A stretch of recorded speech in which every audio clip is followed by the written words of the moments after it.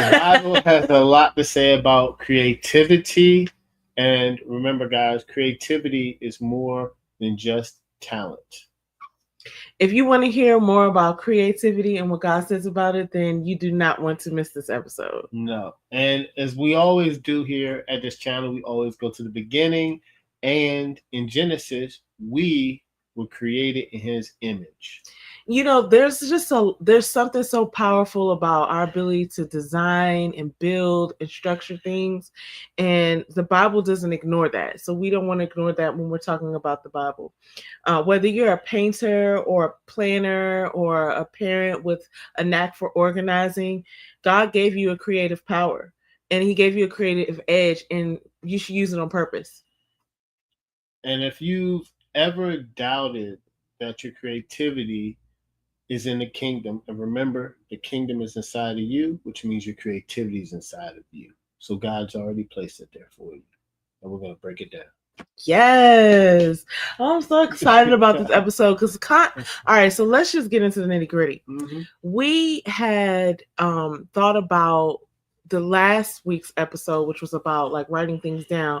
That episode and this episode kind of go together. Yeah. And we were like, okay, we definitely gonna have to do a part 2 because we have so much to say about writing, and then we have so much to say about being creative. So we're like, okay, it has to be 2 parts. But this is not necessarily obvious that it's a part 2 from last week, but it really is. So it's really about your personal growth. Creativity, I would think, is a part of like personal growth. I'll also call it spiritual. Yeah. Right. But we really want to hone in on what the Bible says about creativity and how, from a personal growth perspective, it's so relevant.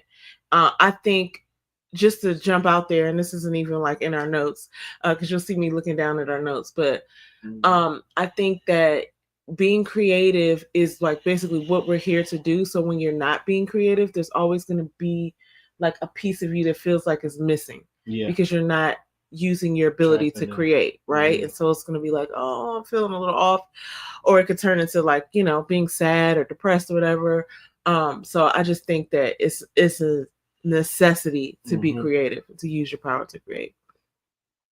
But anyway, we use basically what millions of people are searching for in terms of personal growth. And we found information from the ultimate source, the Bible. And so we're going to go over like what the answers are that are in the Bible that answer the questions that people are searching for. Millions of people are searching for these questions about personal growth. And we're going to tell you what the Bible says. Yeah. So creativity is a God-given tool for personal and spiritual growth.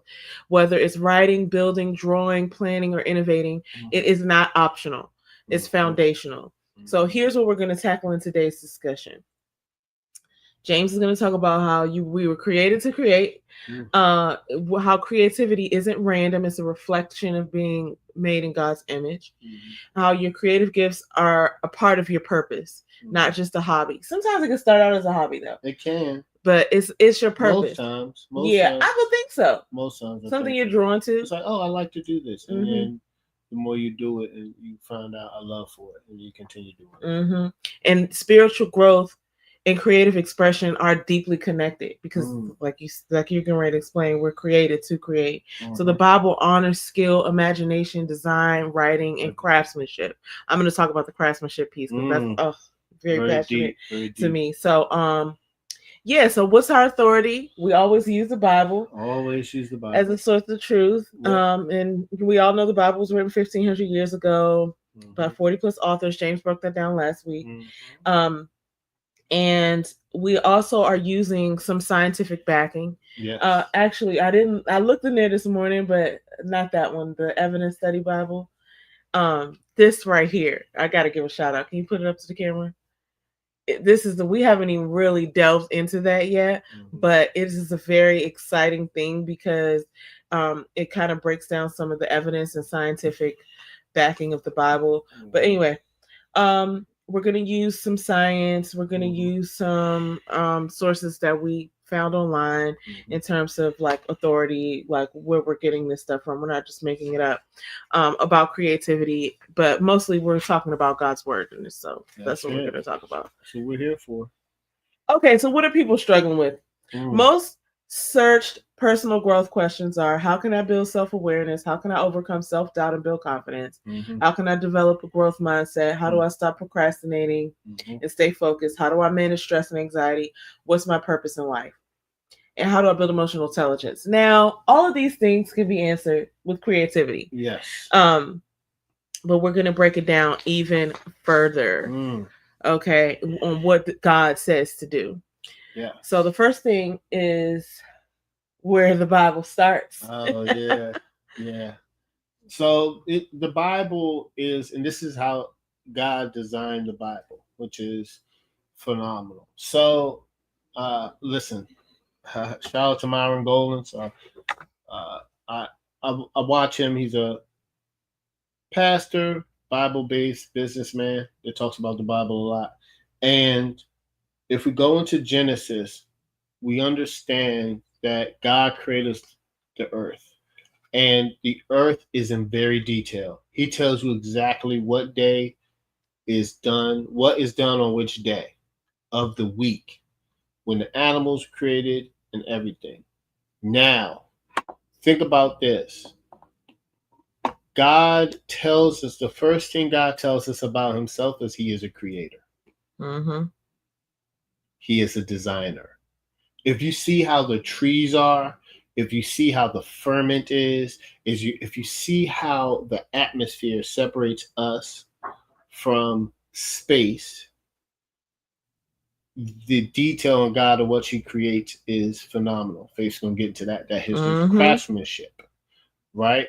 So we know that God's a creator. It says in the Bible that man was created in God's image. Now, because we were created in God's image, that means that we are creators. Because we're created in his image, he has inserted a little thing on the inside of everybody, an aspect of creation, and that each aspect of our creation is so unique. Everybody has a different aspect of their creativity that God has placed inside of them. So, also, God has given us some commandments: be, do, have. Right? So he says, be fruitful, replenish the earth, be fruitful, multiply, replenish the earth, subdue it, and have dominion. So God is telling us, not only are we supposed to be creative, we're supposed to harness that creativity, use it to serve others, have dominion over the earth, which means we are supposed to rule the earth, all of its inhabitants, all the animals in it. This is our dominion. This is what God has given us. This is what God has commanded us to do. Right? Be fruitful. So a lot of times I think that we get confused of not understanding who we are because we haven't reached out to God, because what God has placed on the inside is what we're supposed to produce on the outside. That's when he says be fruitful. Yes, it does mean procreate, but also be fruitful means to the creativity that God placed on the inside of you, you're supposed to use that creativity to serve others. So if everybody's using their creativity to serve others, then the earth is supposed to be one harmonious state, right? Which I think that's going to be heaven. Everybody serving each other with their unique gifts and talents that God has given them, right? Just think about what a fruit is. A fruit is an organism with a seed inside itself. So if you eat an apple and an apple seed, you plant an apple seed, that seed is going to grow into a tree. That tree is going to have multiple apples on it. So every fruit has a seed. That seed can produce multiple fruits. That's what God That's his design. That's his design. God doesn't work in addition, he works in multiplication. We think of addition because we're small-minded, but that's neither here nor there. Replenish the earth. Replenish the earth means we have to fill up the earth with the creativity God has given on the side of us. So if I'm cooking or if I'm a wood maker, I'm supposed to use that talent God has given me to make wood to replenish the earth, which means I'm supposed to use my talent to fill up what's in the earth to serve others. Subdue it, that means bring it under control. That means you can't just throw if I'm a wood maker, I can't create wood and just throw it off. I can create tables, subdue it, control my talent that God has given me, and then I produce it, right? Because we're all fruits. And then have dominion, rule over the earth. Once again, we're supposed to govern the earth and everything in it. So that is the creativity that God has placed inside of us. So remember, be fruitful, be do have. It's very simplistic, easy. Be a fruit, multiply the creativity that God put inside you, replenish it, serve others with the creativity that God used it. Use it to create something for the better use of humanity. It could be a painting, it could be food, it could be creating a table, it could be creating a camera, it could be creating ChatGPT. All that is an aspect of creativity. Rule it, right? Subdue it, which means you control it. It doesn't control you. And have dominion over it, which means you govern it and rule over it. We're supposed to rule everything in the earth. So that's, I mean, we can go very deep into it, but that is what I have about be do have. Yeah. So, and that's like you said, that's Myron Golden is the mastermind behind that sort of like concept, and I can appreciate how he breaks it down, and I'm grateful that you've broken it down that way. It's so interesting to me because the way that he breaks it down, he talks about like being, doing, and having. Like most of us are really into the having, but if you become, then you can't help but to do, right? Like so if you want to become a painter, then you're going to be doing the work of a painter. You're going to be painting, and then you're going to have whatever comes from that, right? Paintings. I think a lot of us get caught up in our head because we make things more complicated than they have to be. And I think it's in terms of like being creative, we try to be perfect. Yeah. So we're thinking like, oh, if I want to have this, then I want that the thing that I want to be perfect. And then that can kind of prevent you from doing, right? And thus you overthink it. Right. And then you'll never become if you're not doing. Yes. It's these things go in hand so hard. And we were talking about the other week about how a lot of the times we're so distracted just by everyday stuff, and then by just our technology. Like technology can be distracting, but so then we never get to the doing. And so the being is not what we say we are. If you say I am a painter, just going with that same thing, where are the paintings? When are you painting? Right? It requires you to actually do the action. But if you are only focused on sort of like the outcome and the perfection of that outcome, then it can be intimidating to do the thing that makes you who you say you are. So you always say get messy. Get messy, and that's the whole point of when we're talking about creativity. It doesn't have to be perfect. You just have to do it, and then you can call yourself the thing because you're already doing it. If you're a writer and you spend most of your time writing, you are a writer. You don't need somebody to come along and tell you how great your writing is or that you are a writer. Like, look, I write every day, all day, or however long. I'm a writer, right? It's like, but I think the perception of what we think is acceptable sometimes prohibits us from even trying. And so that's kind of like what's prompting this episode, because creativity is so necessary, but we're kind of getting in our own way sometimes when we decide that I'm not only going to create when it's going to be great. And it's like, you don't even really know what's going to be great until it comes out, until you do it. You just have to be in the practice of doing it. You got to be in the practice of doing it. Okay, so let me go into this next point that we have listed here. I wanted to point out how God empowers us with his spirit for creative work. And I want to talk about artistic workmanship.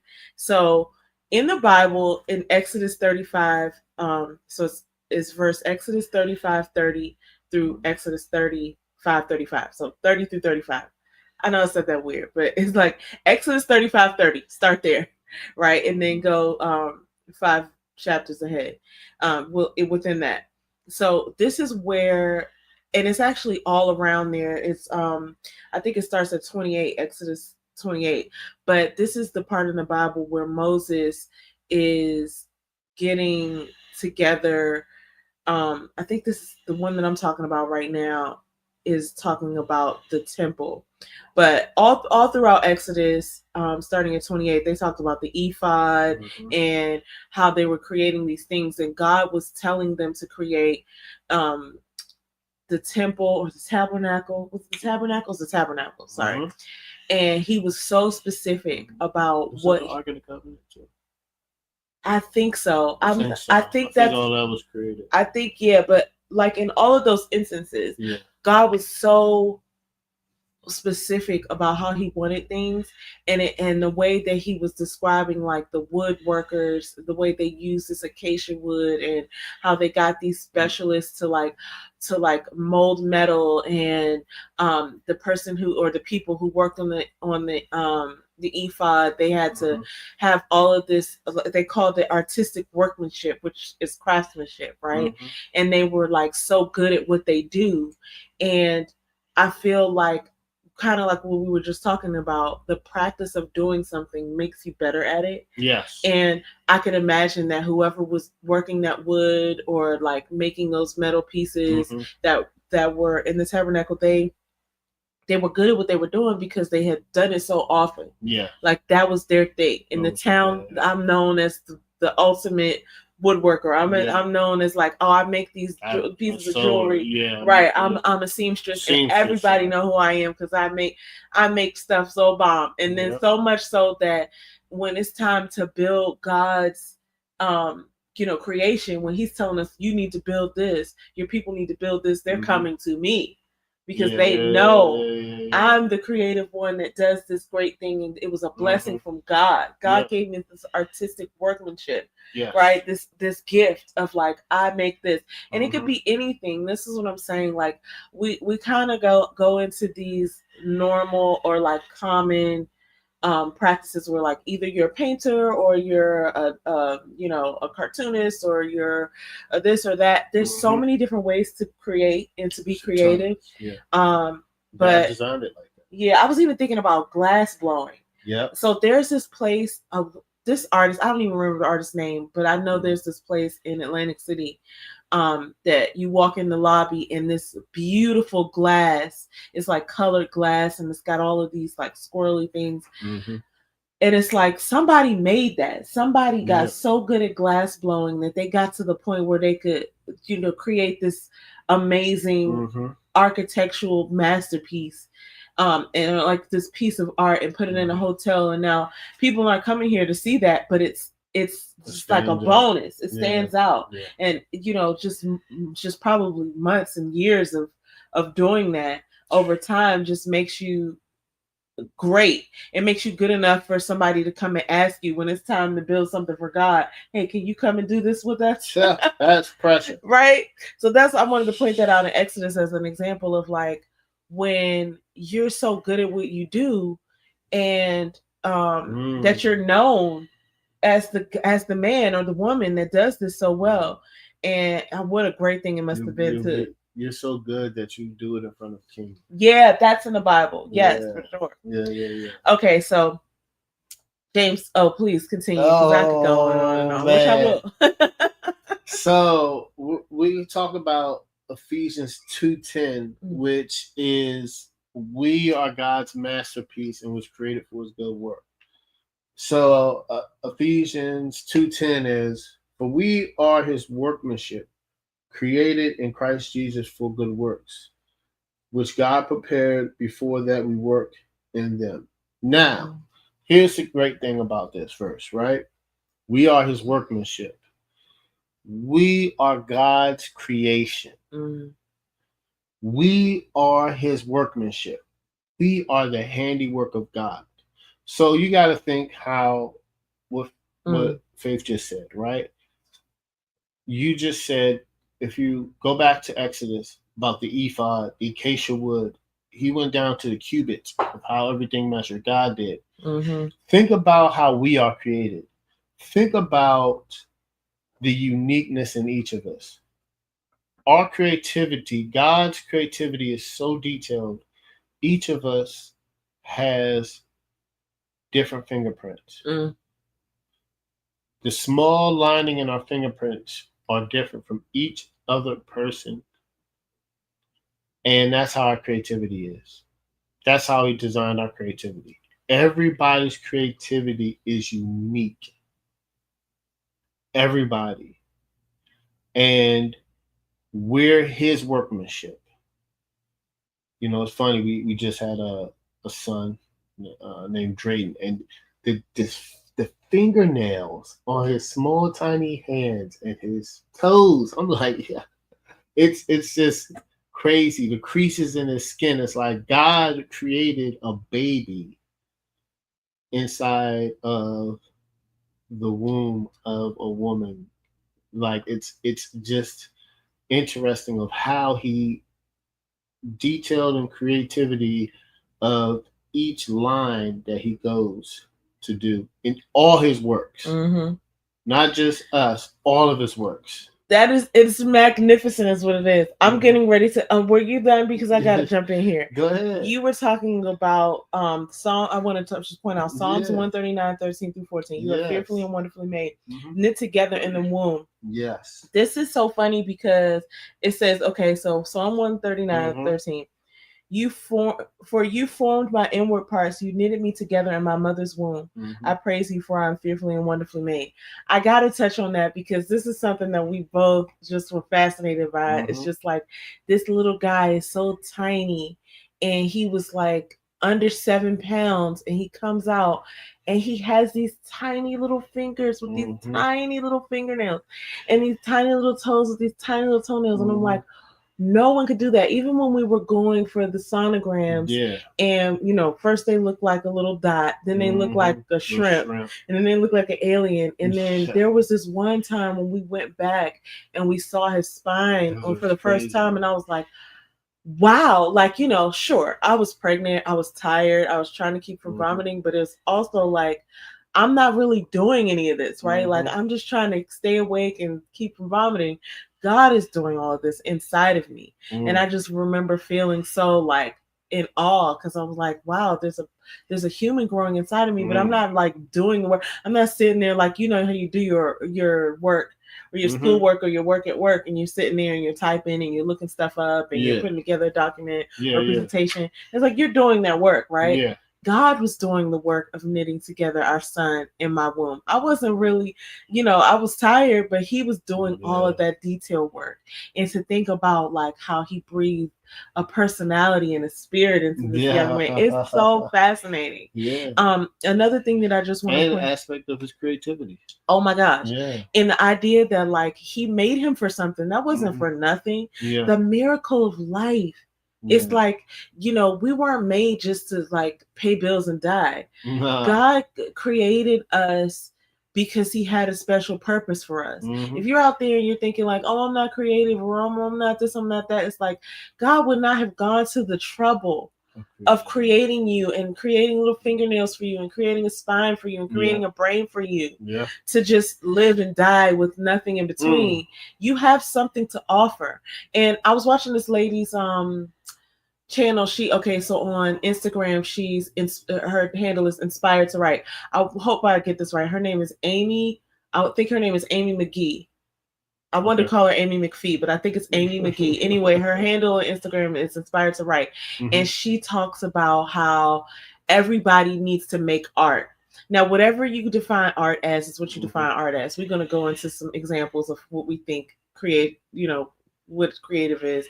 But it's so important. One of the points she made was that if you are not creating art, whatever that is for you, then somebody in pain somewhere is suffering because you haven't created what they need to attach themselves to.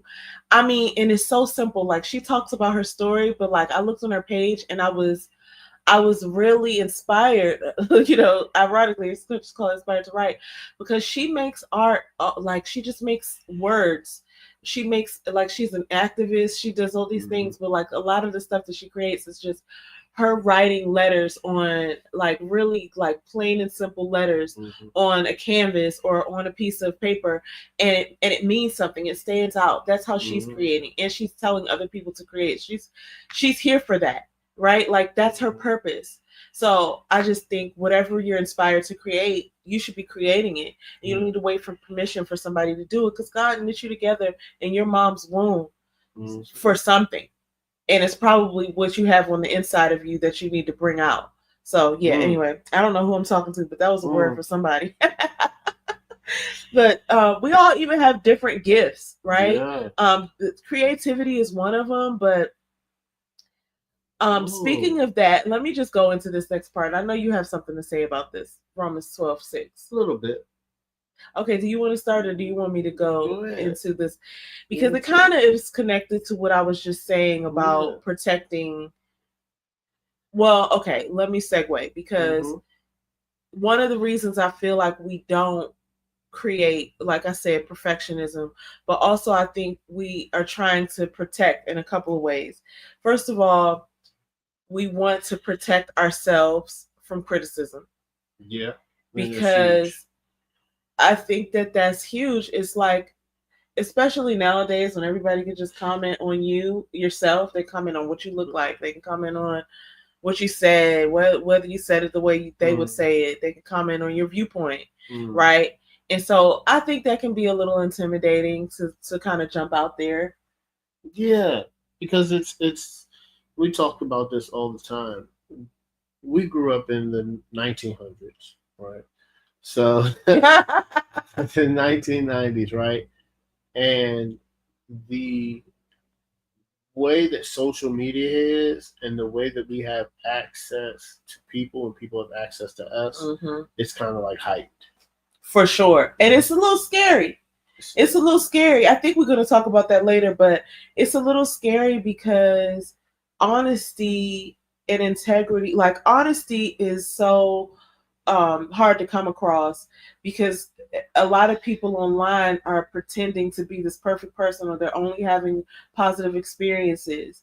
So by the time somebody's honest, it's like refreshing, right? That you're kind of coming out, and it's not like everything bad is happening to you, but just to like express what you really mean. It's hard to like say something that anything you say is going to offend somebody, right? Or any viewpoint you have could be offensive to somebody. So I think we either are so politically correct that we're not even saying what we're meant to say, or to be expressive, or we just don't say anything. And I think once you start to practice that, not saying anything, or I don't want to offend anybody, so I don't want to say anything, or I don't want to offend anybody, so I don't want to create anything, I don't want to be myself, right? And I think that is something that we kind of like want to protect.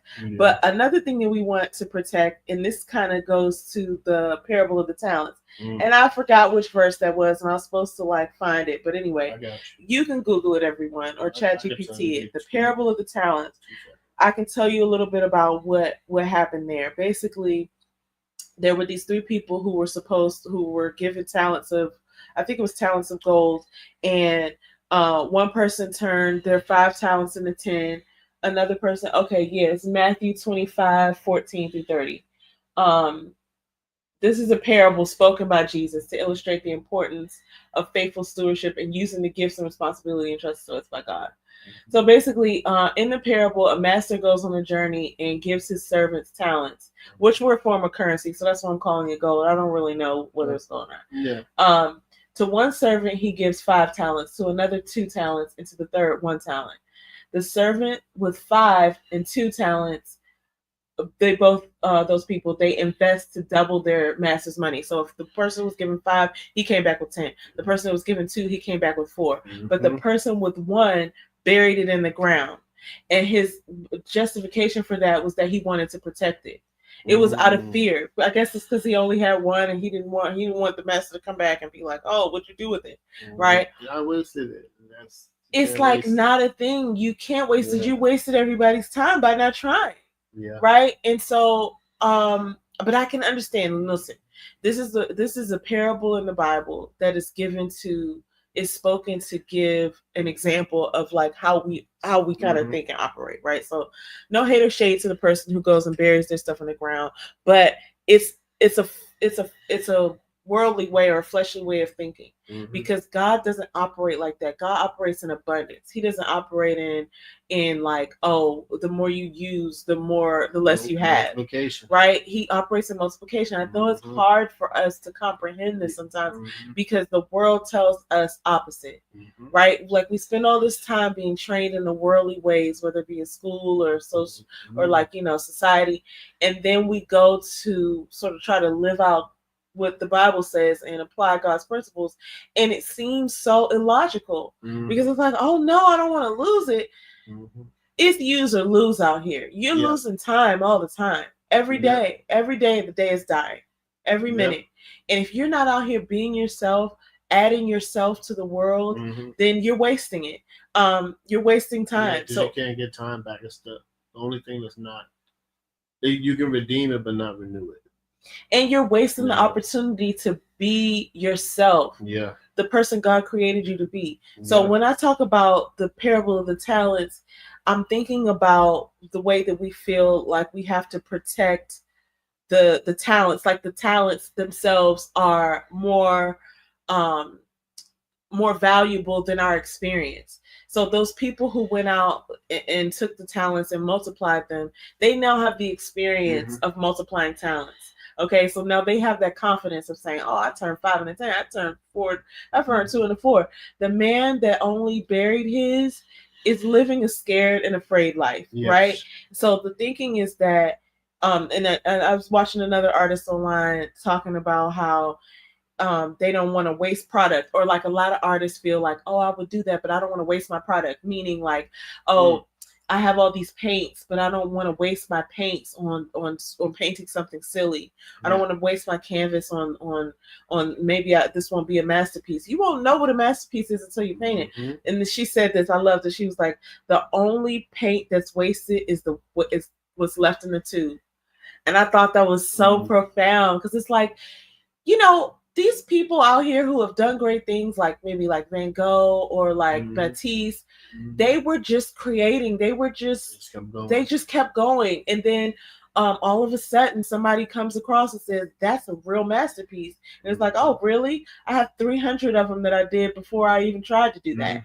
And you don't know what's going to be great until you do it, until you master that craft. And that's the only way you're going to do that is just to keep practicing it. So anyway, I think the expression that we need to have should be unfiltered, no judgment, low stakes. And that comes through creating. And it comes through the practice of creating.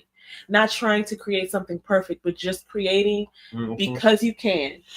And having it be for no other reason than because you can. And the repetition and study that goes into that, at some point you're going to create something amazing, but until then you're expressing yourself. So I think that's really important. But anyway, back to your back to you, Bob. Speaking of that, we're going to talk about what you just talked about and God's gifts that he's given us.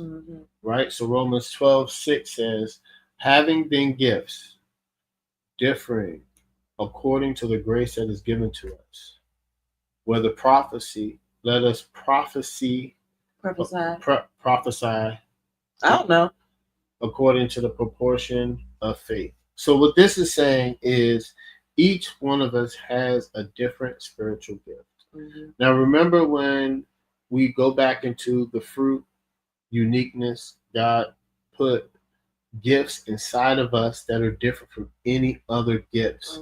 But here's the great thing, and this is how magnificent God is.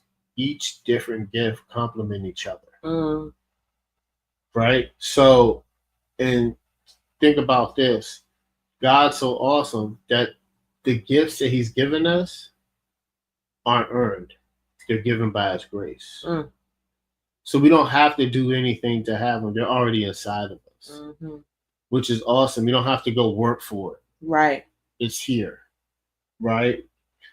And now, because God has given us each unique gift, that's the role that we will play in the church or in the community, because the gifts are different, Mm. right? Say I have a gift of gab, and Faith has a gift for say I can write. Mm-hmm. Faith has a gift of singing. Those together make a song. Mm-hmm. That's what I'm talking about, right? I'm talking about the unique gifts, and once you tap into it, you share them and you serve others, and then you can really tap into God's creation and use it for. Now you can create something by yourself. We're gonna get into that, but sometimes our gifts are needed to create and collab with another person's gifts. Amen. And once again, God wants us to be a part of the community. We're social animals. That's why you don't ever want to be by yourself. That's why you talk to yourself. You're gonna have to talk to somebody. Yeah. You're not just gonna be sitting here quiet. You're gonna be talking to yourself. 90% of the group. I'm not talking about the crazy people. I'm talking about the people that are at your job, the people that are at your church. 80% of people are going to be talking and walking.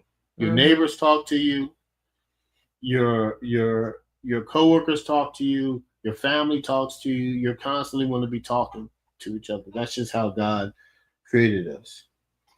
And now remember, God's gifts are not earned, they are given. Mm-hmm. So we can always trust him. And now now the other part of the verse where it talks about prophecy, I'm gonna go into that real quick. All that is saying is, if you are a pastor or a preacher, you're gonna know by God to do that, and He expects you to grow the church. So, but you know, if you're given the gift to be a pastor or a teacher of the word, you know you are, because you're gonna be called to it.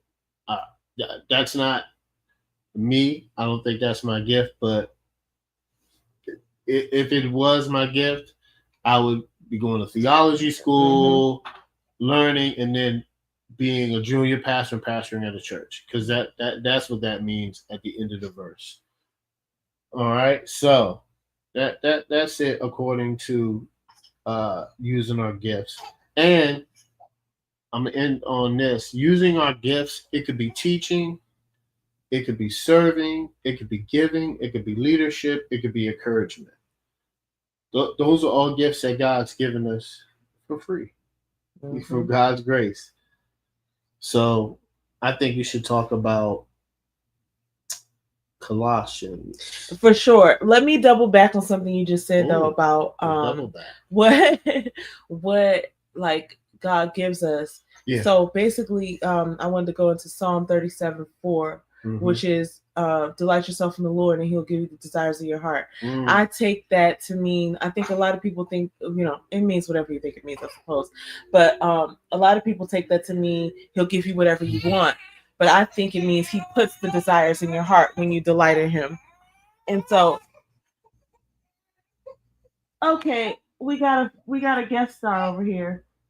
That's gonna join us in a second. Hold up. Let me just grab this guy. Because he wants to be a part of this with us. You want to come over here with me? Okay. Oh, the little baby. Okay, sorry.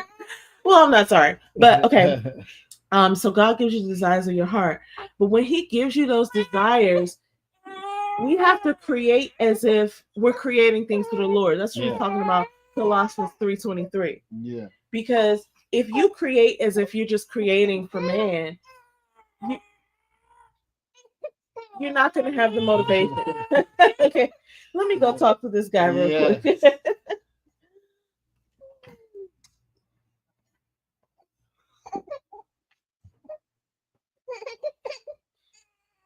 All right. So, well, That's what happens when you have a newborn, guys. So we are now going to talk about creating things as if it is for the Lord. And I'm gonna give you a background. When we first started talking about this, and we were thinking of like, what do people, reach out for? And the topic of writing and creativity came up, and it was like, okay, those are two separate things.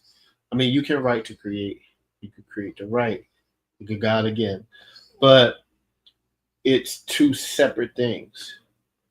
Now, when you talk about creating as if it's for the Lord, like Faith just said, the desires in your heart, things that you should create with love, because that's what God is. God is love. He's a thousand other things, because His ways are higher than our ways. His thoughts are higher than our thoughts. He is a creator. He cannot be, there's nothing we could do to appease God. That's another separate topic, because God is the creator. Yeah, you know what I'm saying? Like, He doesn't. We can't appease Him. We can't gesture to Him in a king's court, right? So when we talk about creating in love, it's two things that come to mind, right? And we we picked up recently. My wife doesn't matter if I talk about this. I think she's gonna get back on camera. I'd love to talk about it. But she started uh, doing watercolor. Yes, and painting. I'm still here. I'm just off camera. Yes, and so you're gonna hear and comic strips. So, and sometimes at night I like to color with color pencils.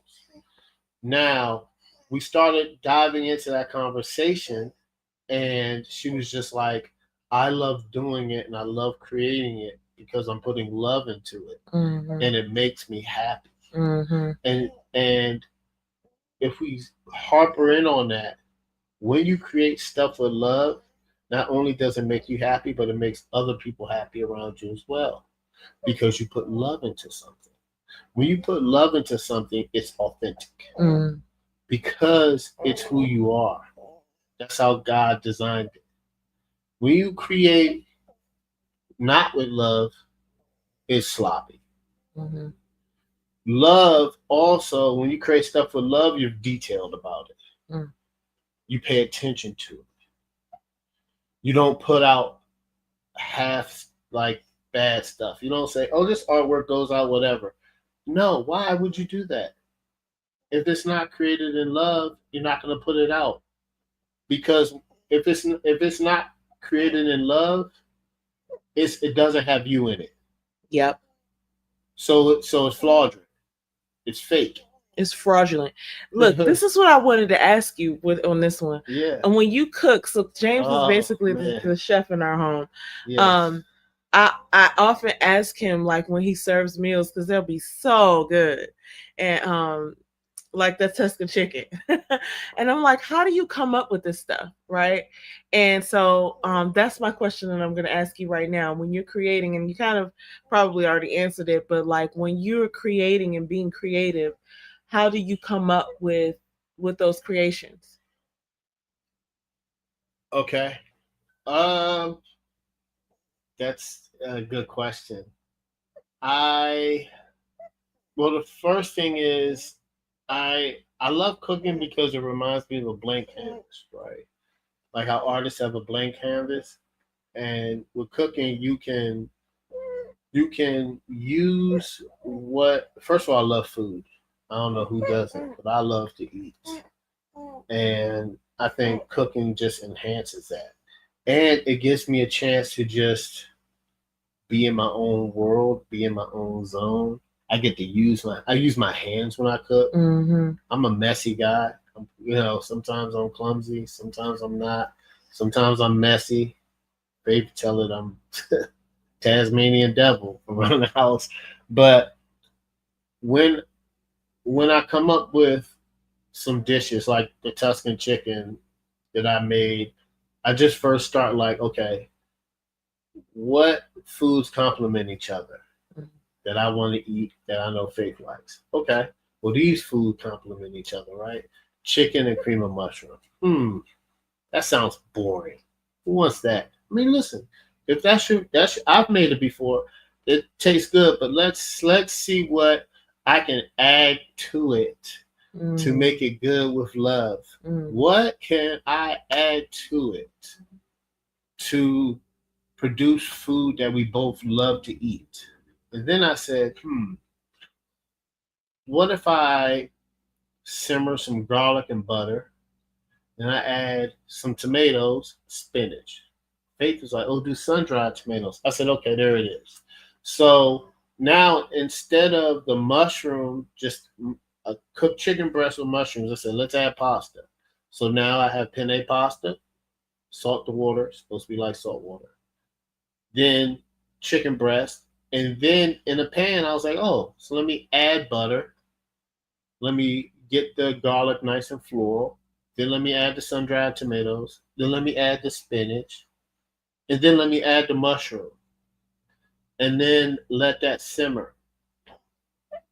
And that's how I came up with it. And then, sprinkle little bacon bits on top. And what I hear from you, what I hear you saying, Chef, is, you took what you already learned from years of cooking, probably some of the fundamentals, like when you mentioned like what goes together, what complements each other. Yeah. That's kind of like fundamentals along with repetition and wisdom. Yeah. And you kind of create using some of the things around you. So you and then one of the things that's really good about your cooking is that I know you put a lot of detail into it, like when you're finally chopping something, and I think that really makes a difference, like you were saying, making things with love as opposed to just shoddily doing the things.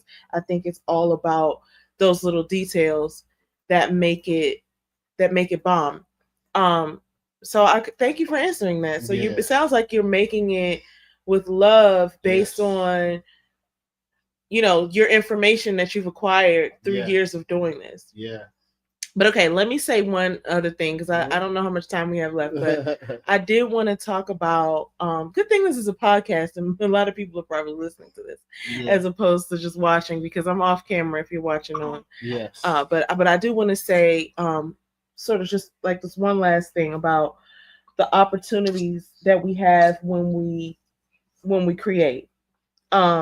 For me, and James talked about how I recently picked up watercoloring again. I used to do watercoloring a couple of years ago, but now I'm back at it, and I'm even more serious about it. I kind of like took this course on it, and I've been looking up a lot about it and just doing it in practice. But man, if you're hearing that sound, this is our newborn baby over here.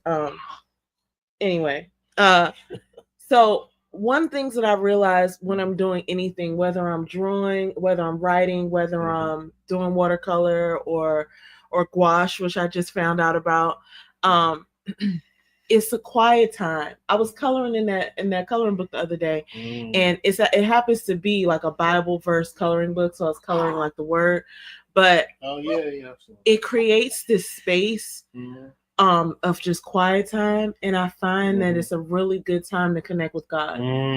Now, one of the things I used to do, which I never did myself, but I look up a lot of this stuff, and I have some of them. They're called journaling Bibles, and people do artwork in them. They use color pencil and things like that, and they like draw out the word, or they'll just like color the pages of the Bible. I don't really, that's like not my thing, but I do like to like journal and make notes. But that's another way to create some space for you and God to just connect. Quiet time for God. So I think when you're creating in the repetition of, I don't know if you do that while you're cooking, but I think when you're being creative, drawing, coloring, painting, knitting, doing whatever you are drawn to do, it's a great time to just sit and be with God and ask God questions, have him speak through you. One of the things that I noticed in Chronicles 28:12, because I was actually looking for it, but when I went back to read it, I realized that God gave David detailed designs, just like he did when we were talking about Exodus earlier. He gives you detailed designs, and when do you get those details? When you're quiet, listening to God. Right. And so I definitely wanted to point that out, because I think sometimes when we're expressing ourselves, we're just doing the motions or we're doing repetitiveness, but sometimes we're expressing what God is telling us when we make the time to be quiet and connect with him. Yeah. You know what I'm saying? Sometimes we're creating something godly through just the practice of the practice and study. Yeah. Of like, oh, this is my craft, this is my quiet time with God, and out of that could come something that God sent through your hand. Yeah. Right? Yeah. I don't when I cook, I sometimes it's quiet, sometimes it's not, but I get my quiet time in the morning or at night. Like when I'm coloring, it's quiet. Yeah. I think it's important for us to do that. Very important. Even if you're never going to show anybody what you're doing, and it's not for like sale or for consumption, for public consumption, it's like it's for you. Yeah. You're creating this not only for the product of the final product, but just to create the space. Yes. To be able to have quiet time with God. Yes. All right, look, we are definitely on limited time here, but I do want to make this last point about another artist that I was watching, and she was telling her story. It was kind of bittersweet. It wasn't sad. She's a great artist. I can't remember her name right now, but I don't want to shout her out anyway because I'm getting ready to tell some of her business that she shared. She basically was saying how she gets in her head sometimes when she creates, and she makes great art, in my opinion. But she was going on a walk in this vlog video that she was doing, and she was kind of saying how like she doesn't know if she's behind in life as compared to her peers and all this stuff, and she was being very honest. But I realized in that moment that she was saying how she was finally connected in a way to her art where she was able to express herself through it. I think a lot of us who consider ourselves creative understand what she means. So it's like you're not really able to like communicate with your artistry. And sometimes because it's like you have a blockage or what they call writer's block, or maybe you're frustrated. I always say you can't really create when you're like warding off negativity. It's like you need all your energy to protect yourself. But when she was being honest on her vlog, and she was saying like, oh, I don't know if this was the right, sometimes she thinks that she didn't maybe like make the right choices in life because first of all, she's only at 27. So I laughed at her, but she was basically saying like, she didn't have the business side worked out yet. And so for that reason, she questions herself whether she made the right moves, whether she should be doing art as a profession. And I was thinking to myself, because her art is really good, I was thinking to myself, like, but she had such a win in saying that she's finally connected to her art and expressing the way, right? And there's so many people, I thought to myself, there's probably so many billionaires out there who are making so much money, but don't have that sense of connection in what they're doing and that sense of purposeness. And it made me realize, right? It made me realize how backwards we think as a society.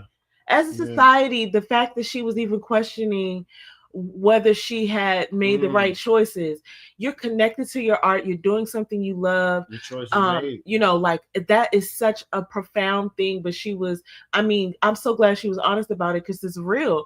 She was questioning her choices because of business. Like she didn't have the business side. Business is made up. I don't really know if business could be considered an art. Maybe it could. I don't want to poo-poo on people who study business and have that going for them. But I just felt like, wow, you're expressing yourself. You're creating something that is helpful to other people, that inspires other people, and you're questioning whether you're doing the right thing with your time because you're missing this business, you know, acumen or something like that. And it made me realize how, like I said before in this podcast, we are so turned around as a society. Our ways are so beneath God's ways. And the Bible says his ways are higher than our ways. But two things struck me there. Number one is how grateful I was that she was just being honest, and how much more of that we need. Because this is a whole conversation we need to be having. Yeah, that's right? a separate conversation. But then also how we get so turned around in life that we're valuing money over connectedness, over connectivity to ourselves. She was saying that she was feeling connected to what she was making, and how she was finally in a space where, oh yeah, this is exactly, I'm in tune. So yeah, that was Oh, I guess we can still be heard. Sorry if our video cut out, y'all. Video cut out. But yeah, we're gonna wrap this up anyway. Yes. But that was such an interesting sort of thing that she was expressing. And I just thought that we need to think about this more. We need to talk about this more. There needs to be so much more that we create, because it's not about, okay, here we go. You probably be able to see us over here. It's not about perfection, and it's not about what we perceive to be valuable to other people. Yeah. Right? It's about living out God's word and honoring God through through his purpose. Yes. And a lot of that has to do with, connecting to God, yes. making sure that you are living, applying as much of the word as you can. And then he'll give you those desires of your heart when you delight in him. Yep. But you can just start just by being human. Mm-hmm. Even if you don't have the background or the information to be, like even Christian right now, right? Be yourself. Yeah. Be yourself and connect with yourself. Yeah. Be honest with yourself and start there and add what you can, what you have in your heart. Mm-hmm. And I think that right there will just make the world a better place just to start. Yeah. Because we unfortunately we've reached this place in society where we lie to ourselves. And if you lie to yourself, you don't even know who you are. And that's what we got to start first. If you're lying to yourself, you don't know who you are. So you can't even be, if you're not honest with yourself, how are you going to be honest with me? Man, you just set up a whole nother conversation. Anyway, that was a lot. That was a mouthful. But we thank y'all for joining us. Sorry for the technical difficulties. Not sorry for our guest star under here. Yeah. This is why we have to go, though, because I feel like he's working on a little creative artwork of his own. Yeah. I'm looking at his face right now. He is. So about to be my time. Yeah. But anyway, thank you for joining us for another episode of Is It Crazy as a God. Join us next week. We're going to be jumping into another topic, another fun topic based on, whatever people are affected by and whatever the word says about it. So thanks again. As we always say, don't take our word for it. Go to the source. Read your Bible. All right. See y'all next week.